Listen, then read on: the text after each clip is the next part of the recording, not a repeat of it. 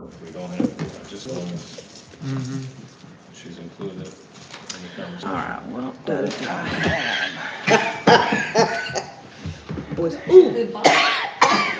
You all right? And you just mix them together too.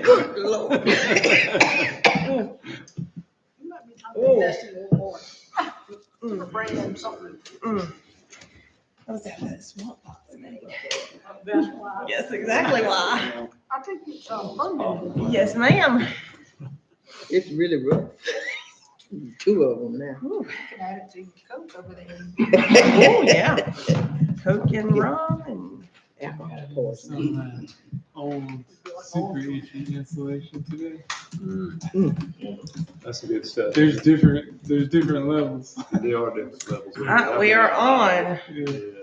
Our microphones are on and we are live. Oh, very good, very good. Wait. Flip over.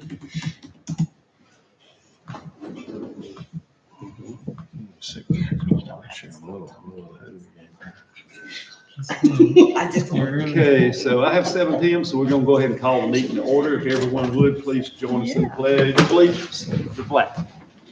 I pledge allegiance to the flag of the United States of America and to the republic for which it stands, one nation, under God, indivisible, with liberty and justice for all. Thank you very much. A few council updates here.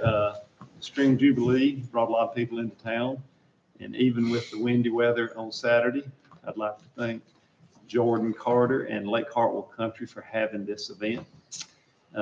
It got extremely windy, as some of you may know, because we had part of the roof blow off of the doghouse over there.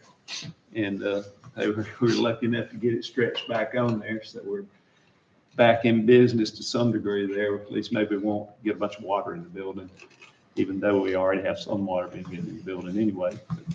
That should be good.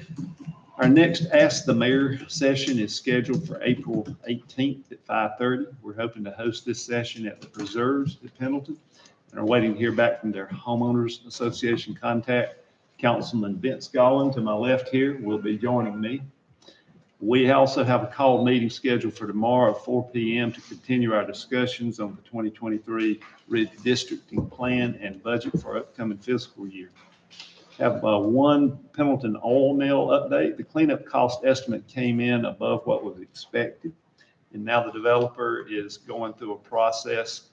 The town may have to assist, and we'll probably be applying for grants, and the purchase contract will probably be extended a little bit.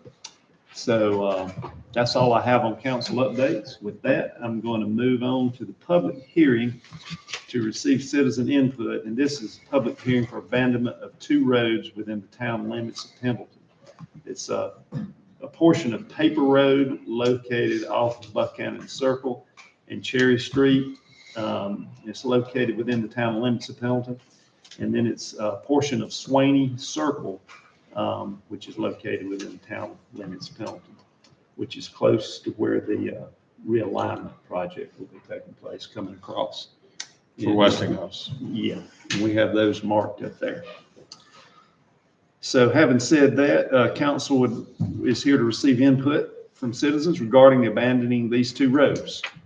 One road is only reflected on paper and was never constructed, so it's not really a road as such. And the other road, as I said, is part of the realignment project on Highway 76. So having said all that, is there anyone here who would like to make a comment regarding those 2 roads in public hearing? The public hearing is now open. If you would, raise your hand. Okay, seeing none, we'll go ahead and close the public hearing, and we'll move on to the approval of minutes. Hopefully council's had a chance to look at the minutes. And having said that, are there any changes that need to be made or any additions or anything? I typically take the lead on this, so I'll speak up tonight. You did. I did read through all the minutes of all the meetings. I don't see anything that I would want to change. I would make a motion that we just accept them as written, as read. I'll second. Okay, we have a motion and a second. Any more discussion? Hearing none, all in favor, raise your hand.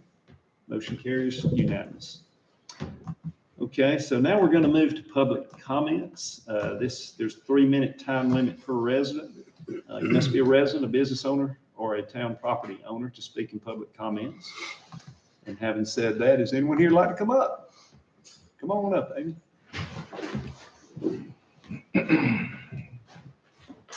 Hi there, my name is Amy Trick and I live at and own 362 East Main Street. I'm here today. First, I'd like to thank the town for providing updates on the oil mill prop status update. As you all know, that's been kind of my crusade for the greater part of a year. And progress seems to be slow, but I'm glad to be informed, so I really appreciate that. The thing I would like to address today, though, is actually, I know there's been asbestos found in the property, and the thing that I'd like to address is how we can prevent problems like that from happening in the future, because I think there is maybe an issue with the way that permits are being issued as it relates to code enforcement. There was an EPA report published in 2018 that the town currently has accessible actually on the website still, as well as a press release update. And in both the report formalized by the EPA and South Carolina DHEC, as well as in the town's updates, it does indicate that a licensed asbestos contractor needs to be consulted and hired prior to any demolition occurring, which obviously did not happen in the case of the oil mill. There are other industrial properties or former industrial properties in the town of Pendleton, and I'm quite frustrated to be living next to an asbestos field. I know there's nothing anyone can do about it this day, but I ask that you work expediently to remedy the situation with all that you can, and also that you please consider this as a case study of what not to do for future industrial sites, and look to make sure there's not any EPA red flags being thrown before demolition permits are issued. I would hate for somebody else in our town to find themselves in the situation I'm in. And I like to think also, hindsight is 20/20, but had there been further inspection given to the way this permit is issued, maybe we wouldn't be left with the mess in the same state that it is now, had appropriate contractors' proof been required. So that is my request for the town today. And thank you again for your work in trying to remedy the oil mill situation. Thank you for your comment. Anyone else? Okay. Hearing none, we're going to move on to reports. First will be the police department report, and we have Chief Robert Crosby here for that. Right. Favorite part of the meeting, best part at least. Good evening, everybody. With the addition of obviously our 2 officers, we continue to have our calls for service rise up due to a lot of the officer initiated. So you'll always continue to see that. This month, there's over 440 calls for service. We did take 23 reports, with 15 being cleared by arrest or warrants issued or found unfounded.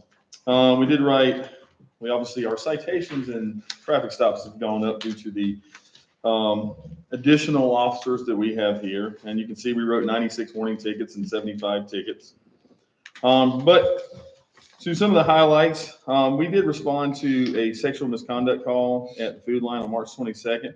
And just briefly, you can see it says we used our drone. So Officer Morano was able to come out and assist when I called him. And I'm just glad that he was able to be provided the opportunity to go to the FAA course and be the only small town in Anderson County to have a FAA certified pilot, which really helped.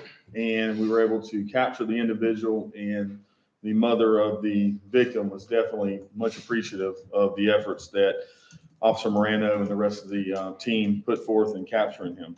The fire department also did assist us on that, so I don't want to forget Tommy and his guys. We are working, and we have some efforts in place with some help from some other agencies, and working on some of the drug and narcotic problem here. So far this year, we're over 5 pounds of marijuana that we seized. Just this last month alone, we were at 1.6 pounds and 8.5 grams of methamphetamine. We also have seized 1 firearm. So we are focusing some of our efforts on finding and identifying the persons that are responsible for this behavior in town, and doing our best to mitigate what we can, without going into a lot of detail, and getting rid of those people and taking care of them. And I want to give a big thanks to Officer Morano. He helped David and the planning department in utilizing the drone, and he's been finished mapping the TIF district So we can have the overhead overlays that are required for that TIF and stuff. So all that technology and stuff that he learned at Clemson in the class, he's been able to utilize it and ensure that that drone is just not something for the police department, that again, every town department here is going to be able to utilize it and use his services and things like that. Other than that, that's about all I got for this month. And if anybody has any questions, I'll be happy to answer them. Yes. You were mentioning the traffic stops going up, and I had a question from a resident about what is basically, if you live close to a place that's getting patrolled for traffic pretty often, then sometimes there's a stop that's happening right in front of your house. Could be. And I'm just wondering, like, are we, I mean, that can just be a big disturbance to people if they have kids and it's later at night, or you send them in with just flashing and what's going on. Are there places that we are trying to get people to get off the road to maybe that isn't right in front of somebody's house? Or you just can't worry about that? I would say that it's best practice for a violator to pull over when reasonable, in a reasonably well-lit area, that we encourage anybody that's getting pulled over by law enforcement to find a well-lit area or something like that for their own safety and everything like that. As far as the area that they may be in, I don't think there's anything that can prevent them from, maybe possibly pulling into a driveway. Some people just, that violator may feel safe by pulling into a driveway or in front of somebody's residence. Mm-hmm. That would probably be the best answer I have for you on that. Yeah, I'm just, if there's going to be more stops and you live close to the square, for example, Okay. then I guess the question is, are the residents in that area going to expect just the stops happening in their yard more often? Well, I would say that if you live along Queen Street or Main Street, it's very likely that that traffic stop could possibly occur right in front of their front door, just because they're so close to the road. So maybe it's a little bit more visible to them. Other than that, I would say going down North Mechanic, probably not as much. South Mechanic still, maybe there's very little places to pull someone over on the South Mechanic area anyway. To be very careful about encouraging officers to allow a violator to continue driving, Right. because at that point, is the violator doing something else besides just looking for a safe spot or a better place to park? Mm-hmm. So. Yeah, I just wanted some clarity on just sort of how the process goes and how it might be impacting, close. I can to tell you road. that we do have a younger group of officers here, and I think the more seasoned you become, you learn to probably initiate your lights at certain points that may get that person off the road in a better area to stop and stuff like that. So maybe that's just something that comes with time. I try not to stop cars directly at the square per se, just because there's already limited parking and pedestrians walking back and forth and things like that. Mm-hmm. But again, 22 years versus 3 years, that may just be a difference in that, Okay. or the way they're being taught at the academy. I hope that kind of answers your question. Yeah, no, I feel like I didn't know all the details, and I just wanted to hear from you. Well, absolutely. Appreciate it. Yes, sir. Okay. No other questions? Thank you, Chief. Yes, sir. Appreciate it. All right, next we have the Planning and Zoning Department report with Dave Polson here. Mr. Mayor, Council, good evening.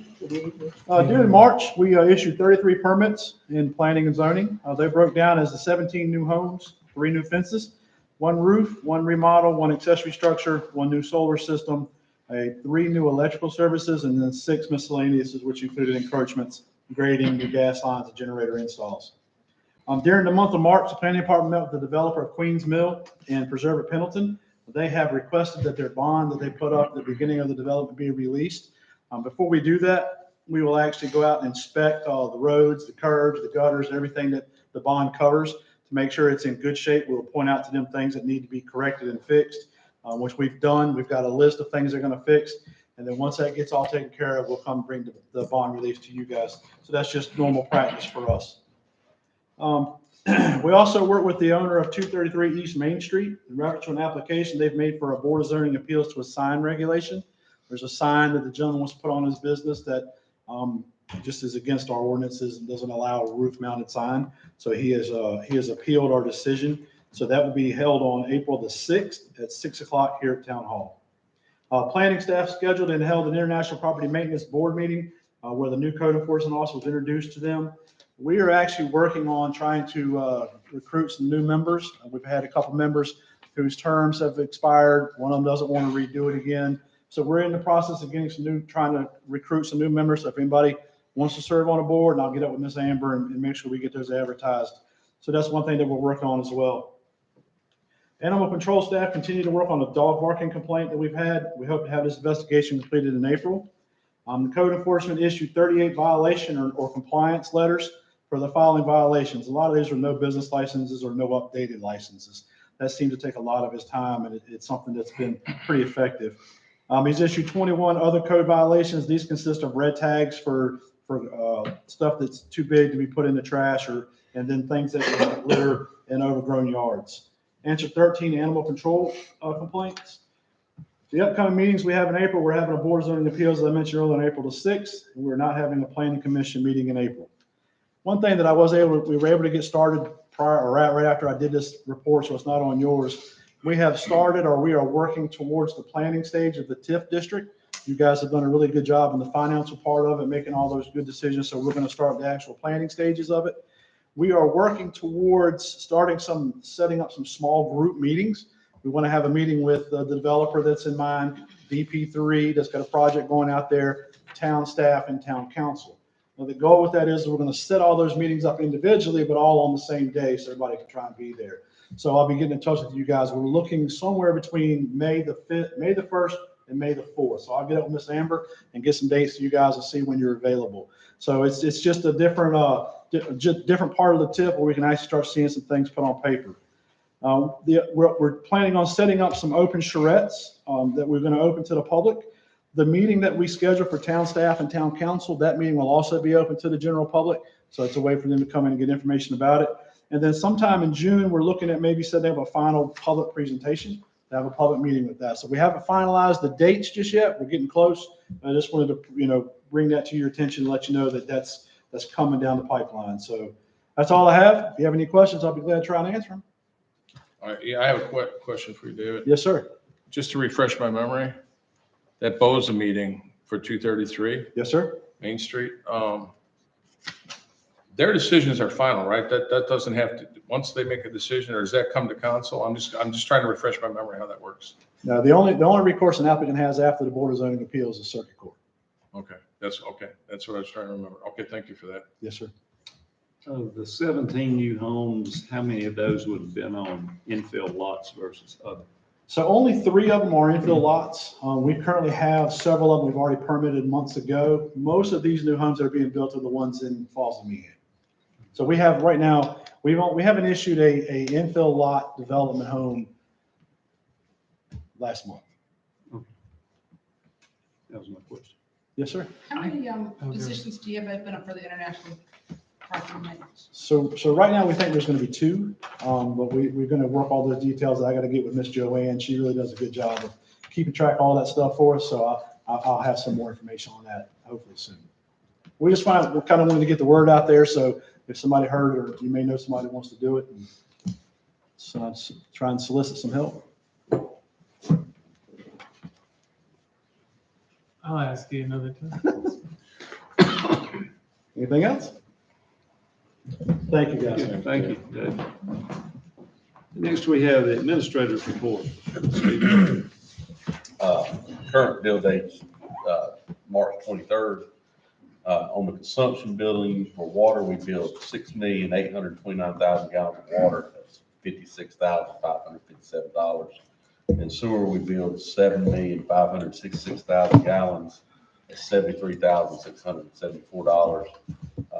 Total consumption billing connections with water and sewer inside and outside is 3,622. It's roughly 1,800 sewer and 1,761 water. Flat rate billing was 14,520. That's only people on some other water system or with no water service from the town. That's 376 customers on that. Rentals, no rentals at the depot building. Barrett's Place Shelter was rented 3 times. Business license, we collected $65,056.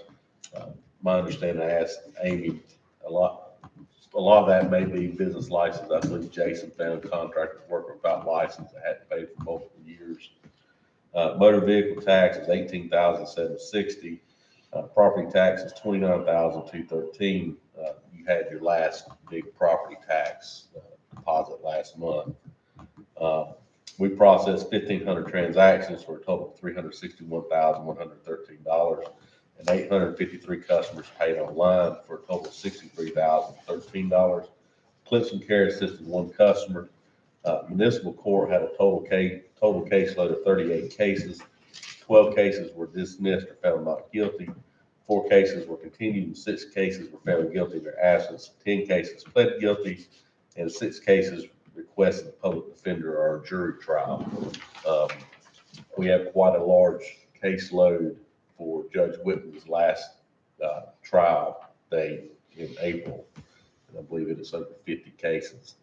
And we'll probably try to dispose of most of them at that time.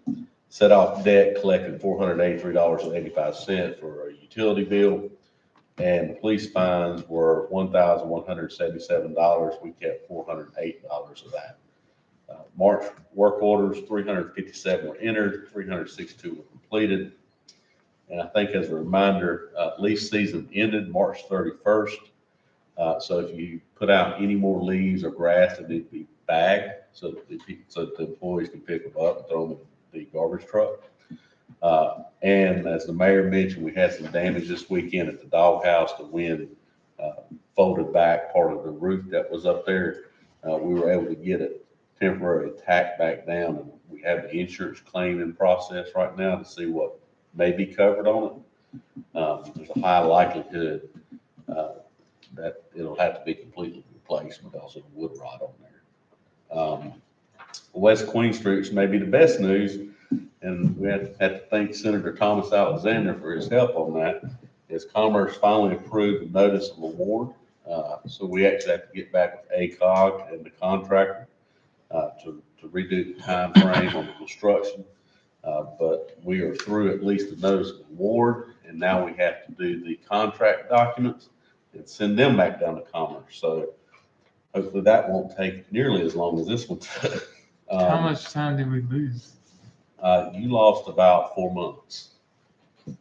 So, and that's today. But, I mean, we're farther behind now on our project schedule than just that. And I won't know the total impact because I don't know if HDH has taken another job in between. Mm-hmm. And so when they can actually mobilize. So realistically, it's probably fall. I'm hoping not. Okay. I'm hoping Still not. start sometime in the summer. Yeah. It'd be best for us all if we could. Yeah, it's just hard to get companies to mobilize now. They're all struggling with all kind of problems. Yeah.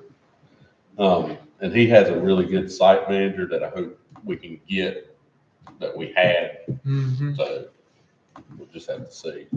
Parking plan y'all have tonight to approve the always stop. I will tell you, we've been working with SCDOT, and I've had our engineers run a cost estimate on what they want done, and it was quite a shock. So we're going to have to sit back down with our engineers and SCDOT again and probably go back through what they're asking for. We did go ahead and mark all the utilities out there so the SCDOT could see where the utilities sit at.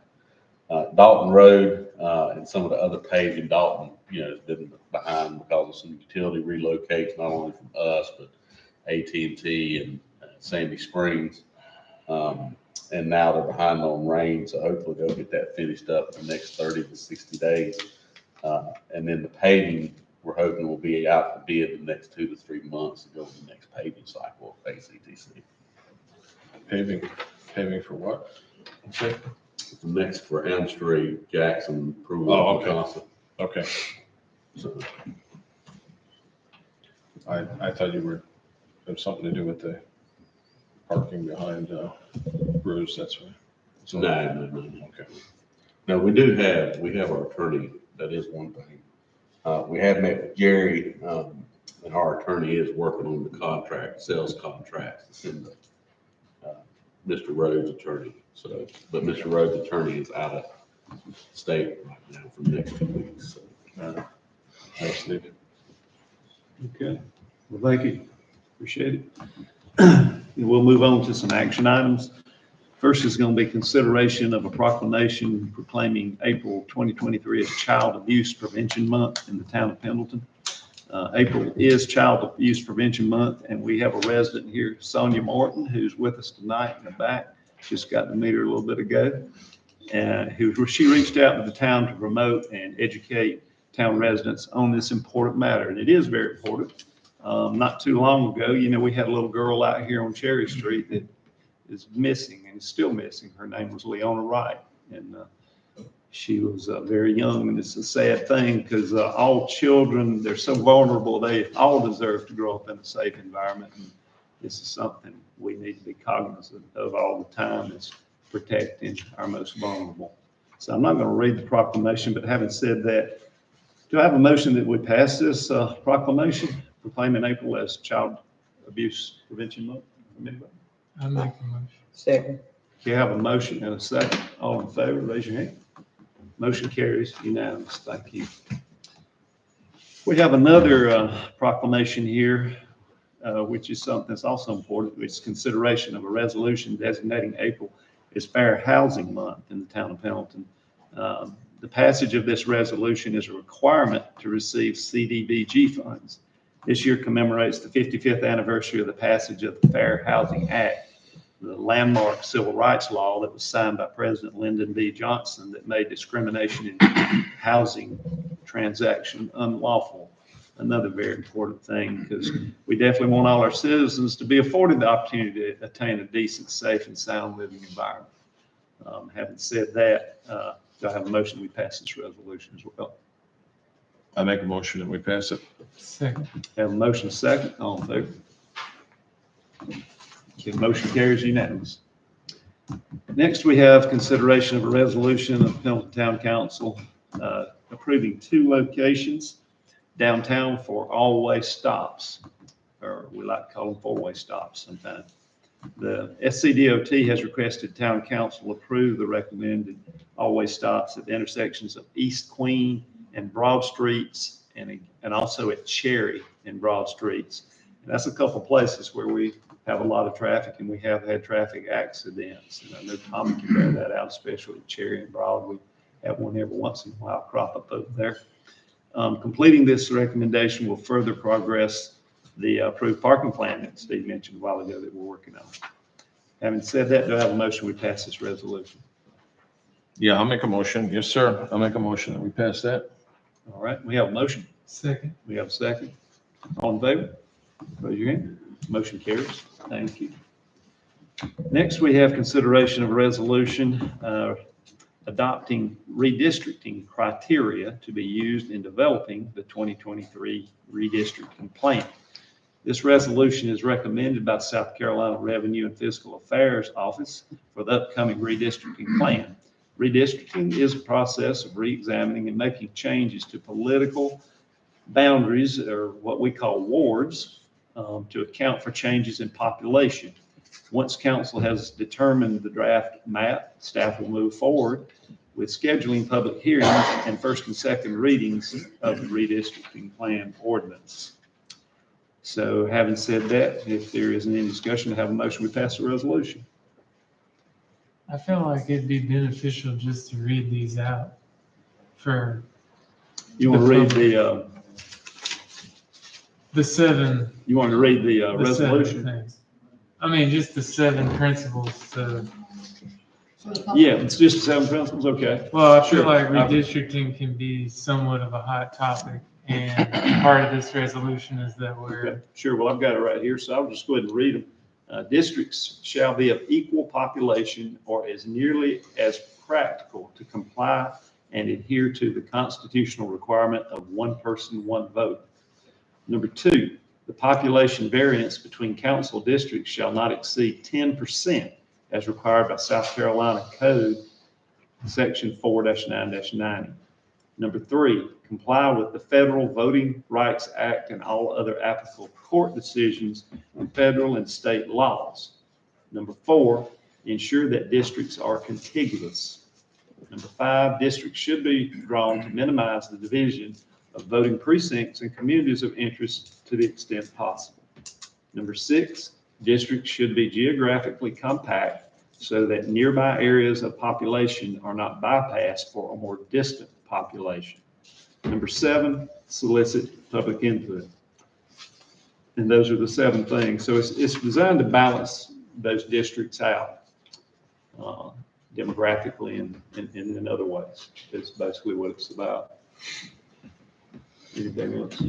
yeah, I would just say number 5, where it talks about communities of interest, when we met with Revenue and Fiscal Affairs, they gave some examples of what is a community of interest. And that could be anything from an area that is a church community to a development that has a strong sense of being a neighborhood, or it could be a place of specific family heritage.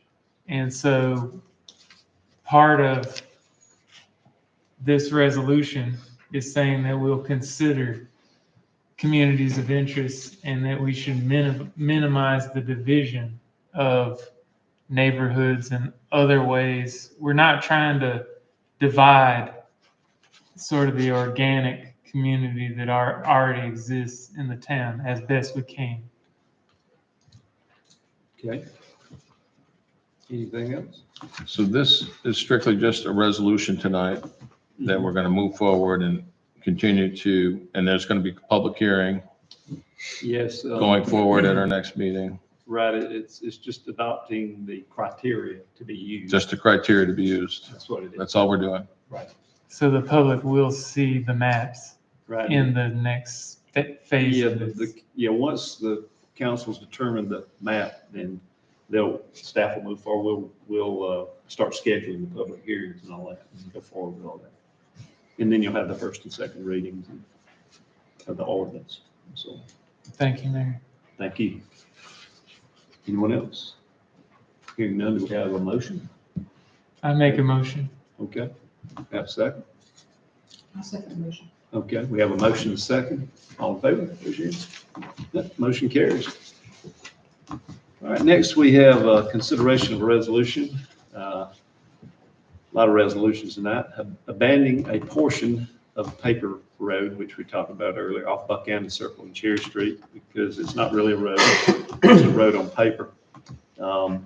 So petition has been filed seeking to close and abandon the Paper Road located upon real property that appears on the Anderson County GIS, but does not physically exist or was never developed. Property is located just off the intersection of Cherry Street and Buchanan Circle and is depicted as a rectangular area extended off of Buchanan Circle for a distance. And it's in between 2 tax map numbers, which is going to be pretty much meaningless to anybody. Then abruptly stopping at the dead end. Because the subject property is located in the town of Pendleton, South Carolina, legal precedent dictates that the town of Pendleton would have to be named as a defendant in any petition to close and abandon the aforementioned Paper Road. Having said all that, are there any questions or anything on that? So one of these property owners came to us so that we could be added as a defendant. Well, what happens is anybody, and I've only closed like 2 roads in my whole career, so it's not something to do every day. Yeah, Pretty I think that's much. the first one I've been involved Pretty much. We got if- two right at the Yeah. start. Now I got four. There you go. So, almost an ace. So, if you have for some, I guess, standing, for instance, they border this road, so they have some kind of standing. This is not an action in town. We're saying, y'all are not gonna say, Mr. Miller, go engage our attorney and battle this closure of this road for some reason, you know, because we think we might put it back in service or we have use for it or something like that. So anybody that can bring that action, and SCDOT is actually being named in it too. And so best practices is that you hold a public hearing, you just make sure there's nothing out there that somebody else may know about it. You know, y'all either decide to fight it or let it go, you know, and we move on about our business and it won't cost us any legal fees. They'll just do everything at the courthouse. And the the person that petitions is responsible for posting the signs. Their attorney emailed us pictures of the signs today that they had posted. Their attorney takes all the questions about it. You know, we really don't do anything but choose what we want to do as a public body about it. So does all the property where the road is designated go to the property, the person who's filed the suit, or is? I think making it's the request? split. So I think it's split between whoever borders it. Does it become an easement or does it, they just split it? It just becomes part of their parcel. Okay. So we haven't put any time or money into this road in recent years? There's no road there. Yeah, You would think we it's haven't, their yard. we haven't really done any maintenance on it or, Well, I we mean, just haven't, in other words, we haven't spent $50,000 on this road No, within no, the last 2 months. no. If you rode by, you would think it's their front yard. It's actually their driveway. They're trying to do something in there, and that's why they need to get it taken care Yeah. Yeah, it's said in there, the 1951 deed references the old and new Edgewood Road.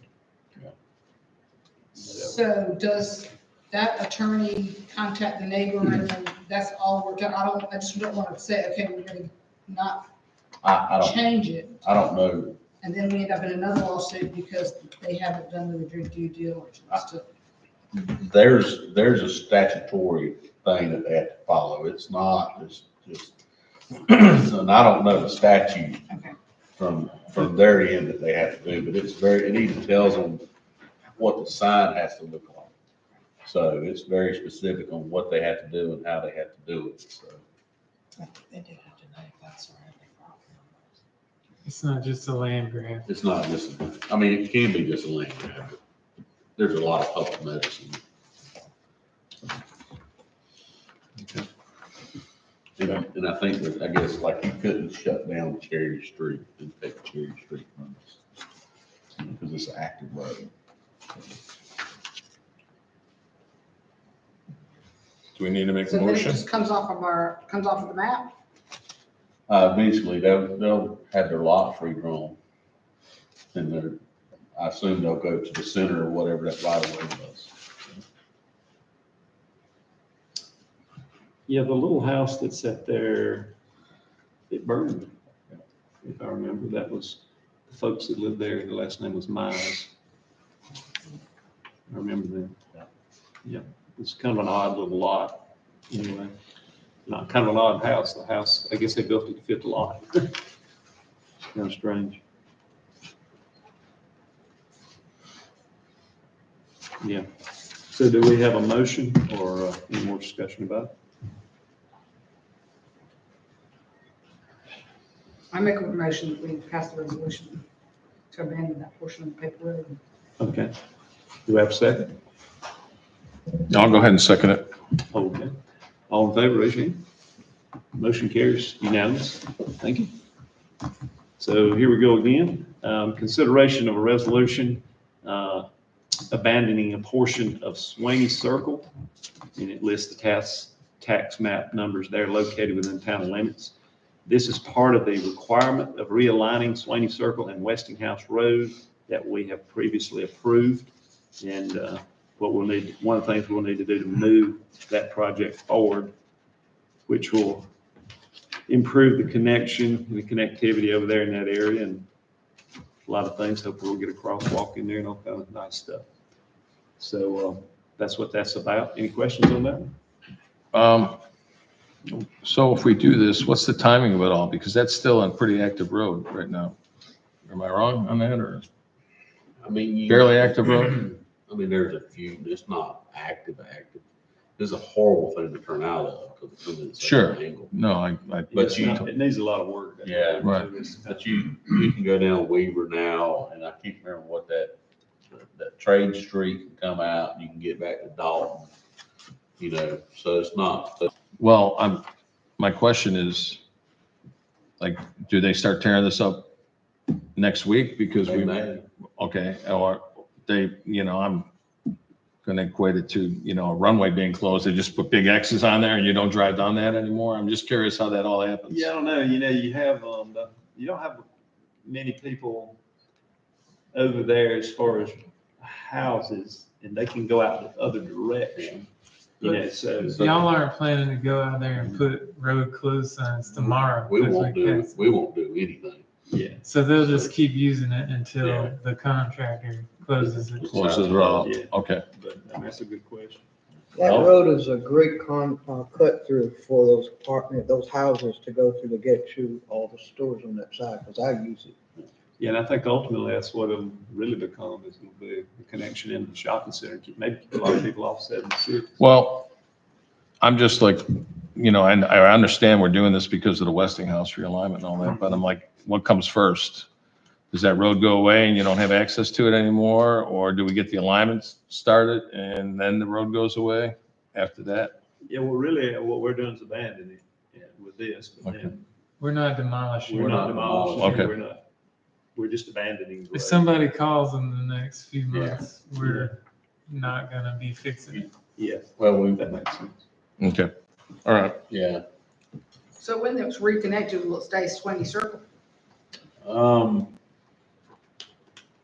or is the new portion gonna have a different name? Really, y'all could name it something else. I mean, you can name whatever's in your city, and change it in 911. So if you want to name it Westinghouse and make it Swaney, It could be, I guess it could be an extension of Western House or but whatever.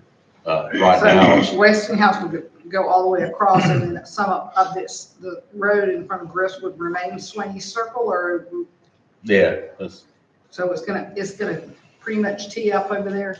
what, I mean, you got the conceptual plan in the packet, so Westinghouse comes across and you still have that odd little dogwood there at Swaney, but, it comes across and you pretty much have a turn on the Weaver right there.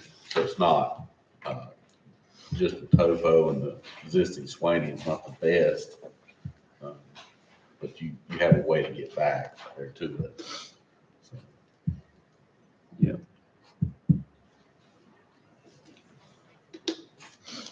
I will say, Brent Morrow came here for the council meeting. He owns most of that property back there. Mhm. And he talked to him about it. He was in support of it. So He thought it was okay. he said, I'm not even staying for the public hearing. Mhm. Yeah, I think it makes sense.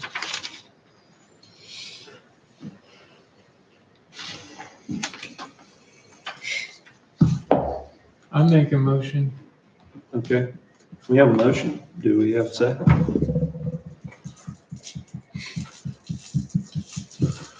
I'll go ahead and second it.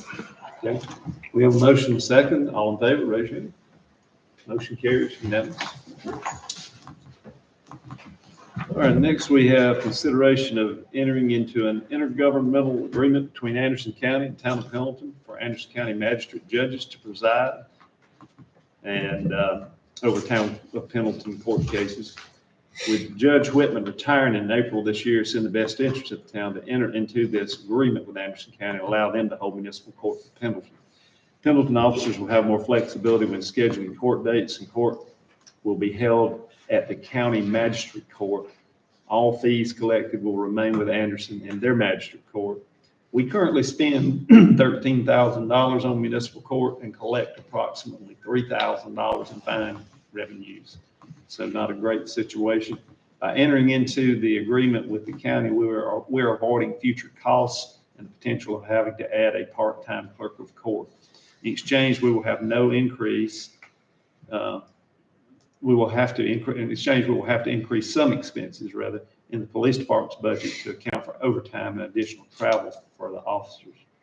Pendleton's last municipal court date for court to be held in Pendleton will be in April, and court will begin being held in magistrate court in June. And to me, I think it's a good thing overall. Do we anticipate the overtime and gas to exceed $10,000 a year? I don't know, Chief, you have any thoughts on the overtime? I mean, it's really going to increase. So the advantage of that is they essentially have 9 days a month. We all have 9 days a month to pick from. So the majority of their stuff is going to be scheduled for the start of their shift, so overtime will be limited. So it's just wear and tear on the vehicles going down there at the time for the officer? I mean, some of them live a little bit closer, like Bishop and Carpenter live a little bit closer, but the rest of us all have to travel from Pendleton down there. If we forgot, we'll have to, we're choosing, so let me phrase this. Wagner does not provide representation in this court. And so we're probably not going to save 10,000. We're just not going to spend more because we'll have to keep some money to retain our prosecutor, our prosecuting attorney to prosecute the case, but we will lose the cost of having the public defender that we have to pay because that will be borne by the county. But we also will not collect any fines. The county will get all of our fine money. Okay, but that's all they're getting? There's no, in this agreement, it's just a handshake, or is there There's some? some agreement. It's under state law. That's what the state law says. They get all your fine money, but they provide you court. So it So doesn't cost us any We're more? gonna add the prosecuting. yeah, we'll keep the prosecutor fee. If we have a case that we just absolutely want to make sure is say you had a DUI of injuries or something like that, and you want to make sure it's prosecuted fully, we would send, our prosecutor down there. So is this agreement just for like renewed annually, or is this like along 5 years or 10 years? I read it and I forgot. Pretty much it's until you decide you have the right to have your own court. Okay, so we could always bring it back You here. can always bring it back. But Okay.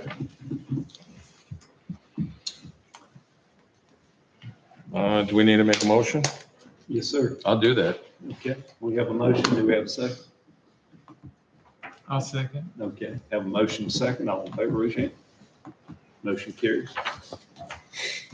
And this next one here is a intergovernmental agreement relating to South Carolina local revenue services to participate in one or more of those service programs, to execute and deliver one or more participant program supplements, et cetera. It's got to do with broker's tax, insurance tax, telecommunications tax. We participated in this for years. Do you want to explain that any further? Because it's very confusing to me. yeah, so the MASC used to have 271 separate agreements to collect these things. And one of the things that they're doing is everybody will be on a master agreement because there are court cases that take place. The MASC initiates on our behalf to collect the money that they want to make sure it's one agreement without any changes all across the state. It's also complying with the business license law that's in effect. And, it's really just a way to make sure everybody's in compliance because we know how the legislator doesn't like some of these local taxes that we have. And this is part of all that agreement. I know Amy has worked with Caitlin down there, who's the revenue manager for this. And in fact, I have to brag on Amy because she's the only one in Anderson County that realized that the solid waste fee was not collected in business license portal. So we were the only city in Anderson County that was doing it correctly. Way to go, Amy. There you go. The, Stop the leaks. that's Stop the leaks.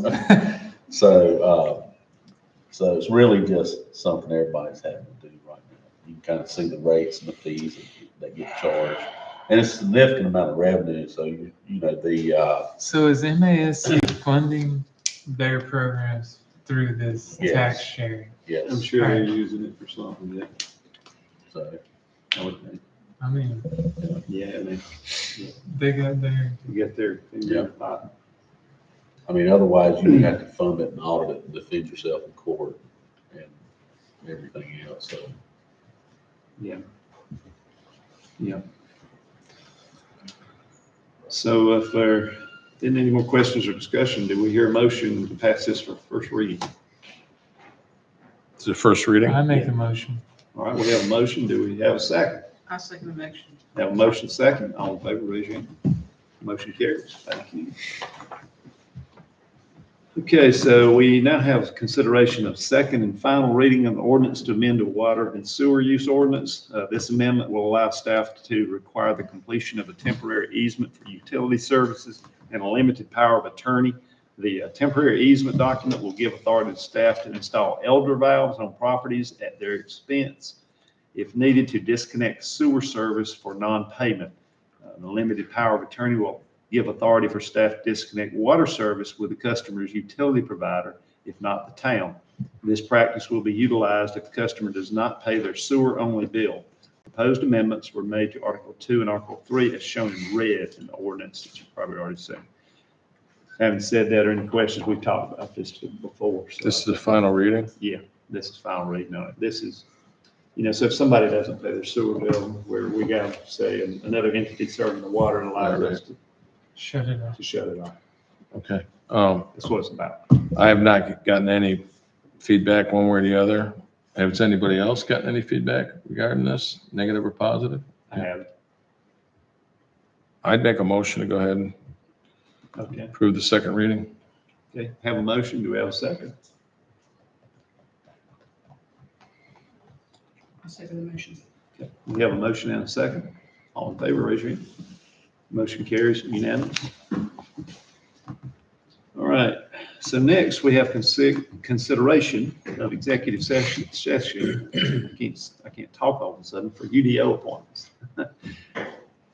Would anyone like to make a motion to go out of open session and into executive session to discuss UDO appointments? I make a motion. I'd second it. And that's for the steering committee. All right, we have a motion. Do we have a second? Second. Okay, motion and second. All in favor, raise your hand. Motion carries. We will come out of executive session if there